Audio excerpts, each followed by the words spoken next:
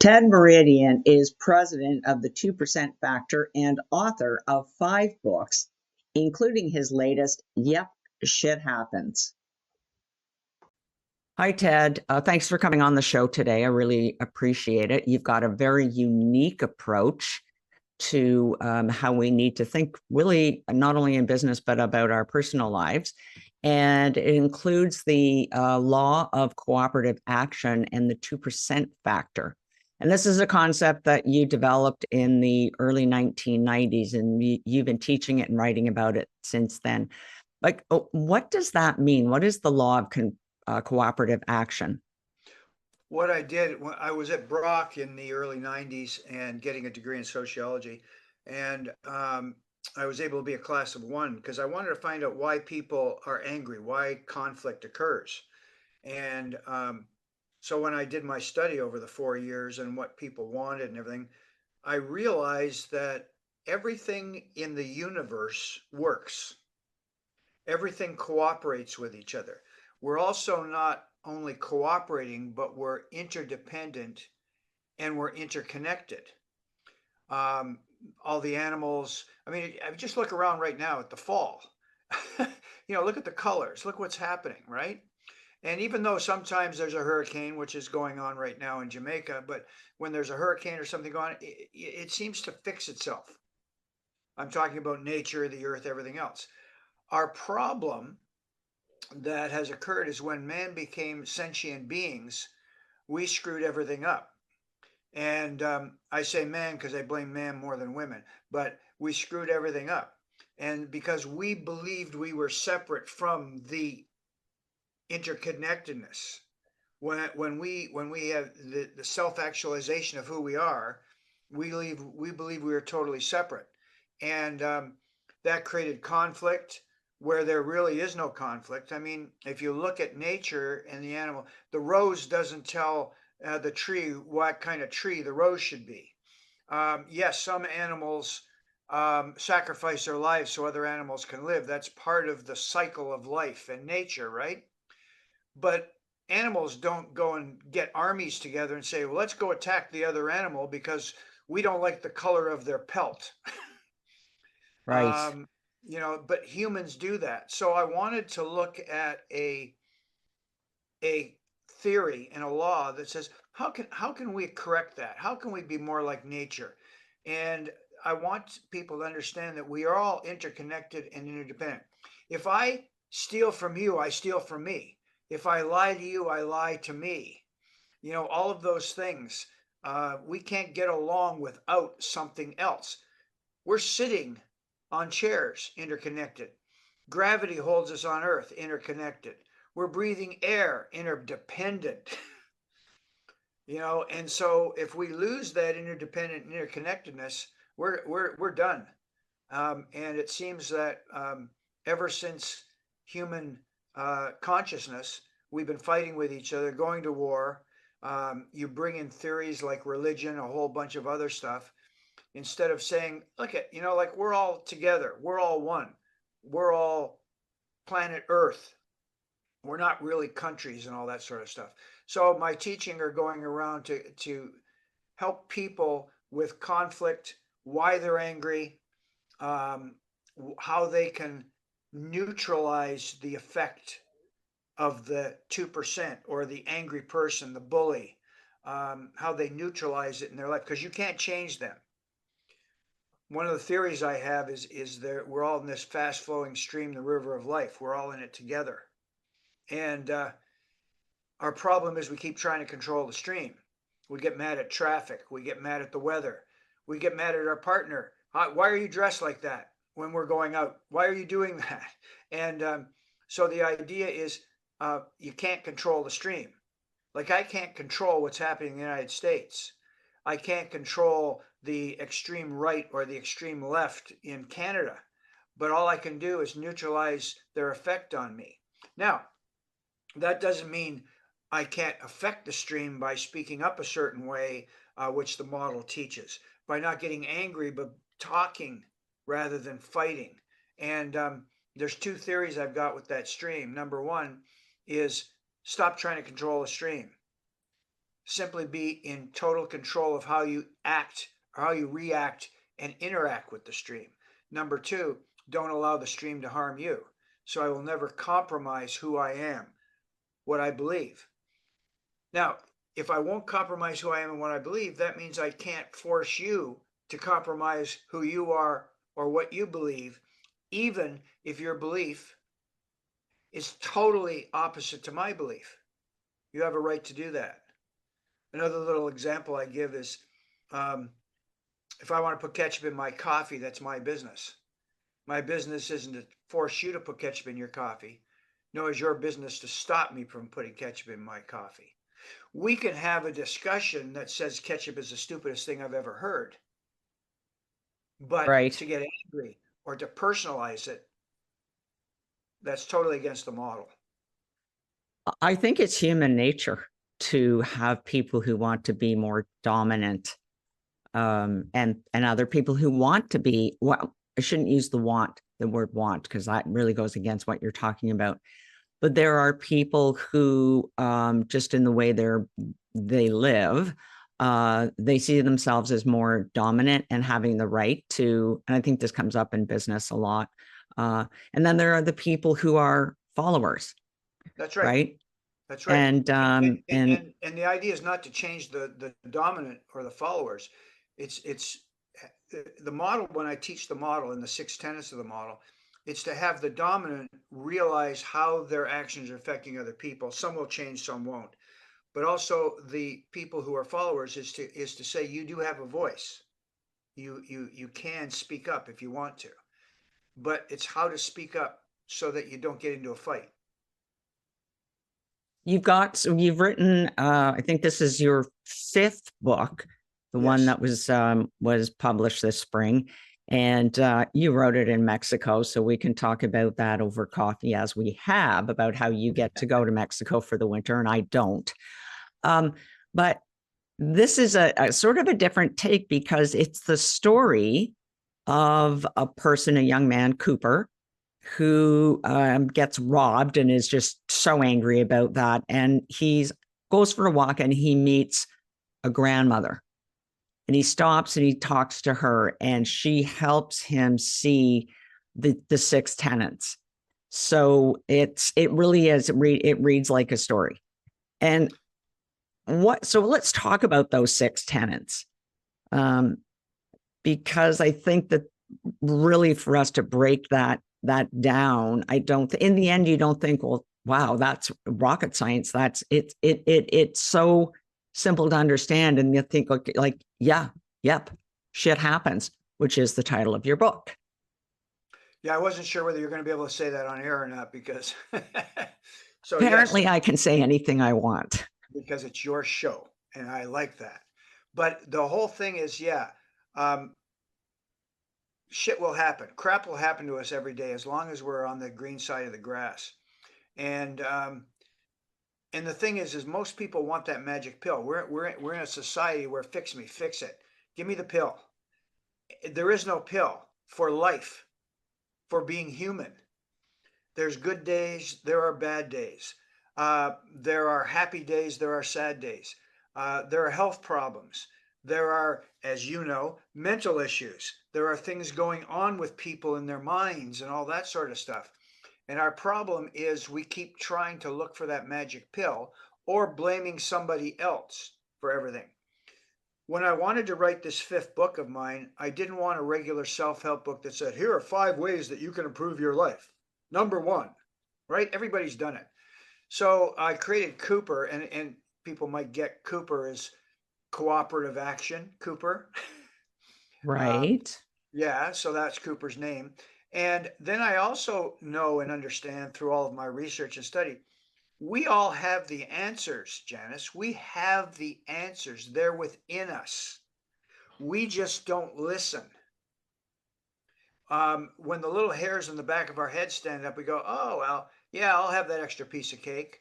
Oh, yeah, I know that's wrong, but what the heck? Or I'm so angry I can't control myself. Or I'm so depressed I can't get out of my depression, whatever that is. And so it's very interesting. So grandmother is actually Cooper's internal spirit guide in the book. So grandmother's not another separate being. And Cooper is actually having a discussion with himself, with his internal spirit guide. Now, again, as I say in the book, the internal spirit guide can be anything you want. It can be God, it can be Buddha, it can be a friend, it can be a mentor, it can be someone dead, alive, it doesn't matter. But we all have the answer, we just don't listen. And so that's sort of the premise of Cooper and Grandmother. The book is also all in dialogue. So there's a dialogue and a narrator. So it'll say Cooper, Cooper will speak. It'll say Grandmother, Grandmother will speak. So it's very easy. And I'm pleased that you appreciate the simplicity of what I'm trying to get across, because a lot of self-help books have all this nomenclature, all this stuff that you have to memorize and learn. Mine is very simple. And so the 6 tenets that you asked about. Tenet number 1 is we got to celebrate the individual as the foundation of all relationships. The first person you have to celebrate is yourself. There's nothing wrong with you. You're not broken as people think. You're not, the only concept of why we think we're broken is the 2%. The 2%, they're the people who will pick up a gun, shoot you, no matter what the rules are. And they are so upset with who they are and where their place is in society that they have to pick on somebody else. They have the power, the bully, okay? 98% of the people don't care about Ted or Janice. They don't. But we project that 98% is staring at us, right? So the idea is we have to celebrate ourselves, but also celebrate everybody else. In my research, I found that all people want to be is loved, cared for, and noticed. See me. You know, when I don't know if you've watched the Avatar movie or not, but the indigenous people, when they met each other, they say, "I see you," but it wasn't "I see you," it was with the heart, "I see you." And the more we can see people around us and recognize who they are, the less conflict there'll be around us. So What? Sorry, I don't mean to interrupt, but I just because we're yeah. Well, you and I are very talkative, as we know over the coffees that we have. Let's meet for half an hour, and 2 hours later, we're still talking. That's right. But I want to make sure we get in all 6. So what's number 2? Number 2 is I do no harm. Number 2 is I can do whatever I want as long as I don't knowingly harm the planet. Okay, so even though I want to be me, I have to be cognizant of how me is interacting with everything else. So that's number 2. Number 3, if I speak to you, I speak respectfully, directly, and honestly, telling you what I need, not what you're doing wrong. Because you see, in your mind, you believe you're right. Believe it or not, the bullies believe they're right. The extremists on both ends believe they're right. So why am I fighting with them? So yeah, when you say the extremists on both ends believe they're right, I mean, we can certainly relate to that today. Oh, of course, 100%. With what's going on. But, you know, that's been there for a long time, like you said, or forever. Yeah, and everybody nowadays is listening to answer back. They're not listening to learn. So we have to listen to learn. You know, help me understand why you believe X is wrong. Not, you believe X is wrong, you're wrong. Then what happens is, if you're having a good conversation respectfully, sometimes the person at the other end, even yourself, will make a different go, or make a move and say, yeah, okay, now I can understand that. I still don't agree with it, but now I can understand it. Tenet number 4 is, if I can, I will. In other words, I will always do my best to create cooperative action, but I'll never lose my sense of self. And that's important because we tend not to express our boundaries well enough to say, no, I don't mind doing this, but I'll only do so much because I'll get toxic. So, you know, getting away from toxic people. Number 5, everything's based on mutual trust and respect. I have to trust everybody until they prove me differently. And then I make other decisions. But, you know, if I come in contact with you Doesn't matter what you're dressed, your color, how many tattoos you have, whatever. I trust the fact that you're a good person until you prove me wrong. And that way we don't put up the guardrails and miss out on some amazing relationships. The final one, number 6, is very important. Learn to walk away. And if something's not working, get up and walk away. Now, that's easier said than done with a lot of people, because what comes into play in number 6 is fear, false evidence appearing real. When you find out what the true evidence is, like some people say, well, I can't do that. If I walk away from my job, I have no income. And I said, yes, if you walk away, the consequences might be a little dire. You might have to sell your house. You might have to go get a job, at Tim Hortons or something like that until you get back on your feet. But you will survive.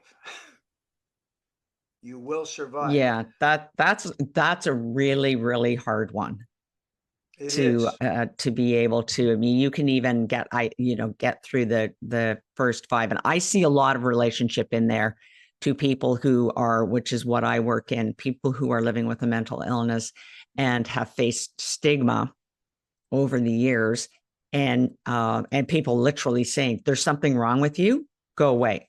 There's something wrong with you. I can't hire you for a job because obviously you can't do a job. And then whispering to other people, oh, there's something wrong with Janice. Don't do any work with her. And we've made great strides in people recognizing that a mental health and mental illness is not something to be afraid of. And I think that that's why people stigmatize other people, because they were afraid. And I think that that's a little bit about what you're talking about the fear of acceptance in a way.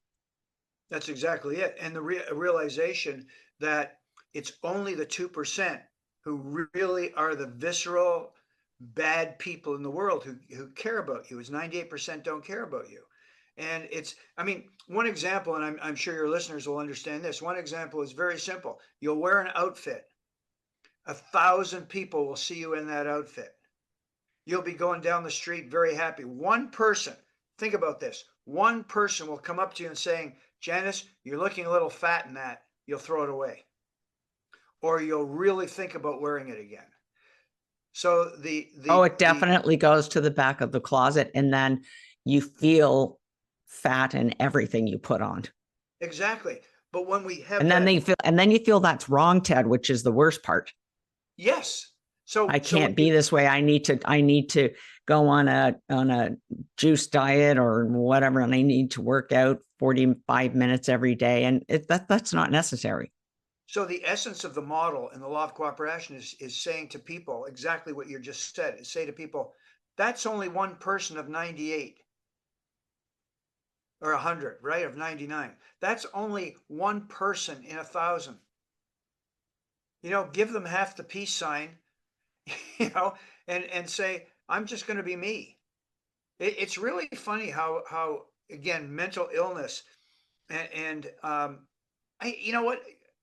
When we hear mental illness, and I know you're more conversant in that than I am, but I like to say mindset.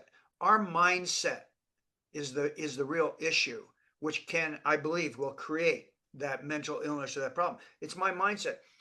I understand that 98% of the people in the world don't care about Ted. Don't care whether Ted's got a painted toenail, wearing flip-flops in January. It doesn't matter.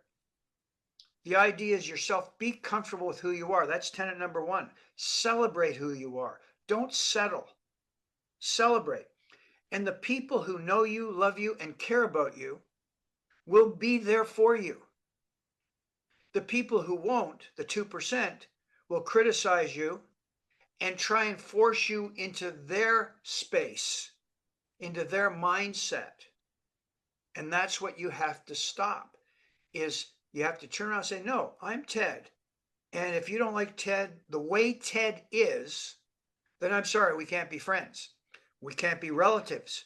We can't be coworkers. I will find another place to work.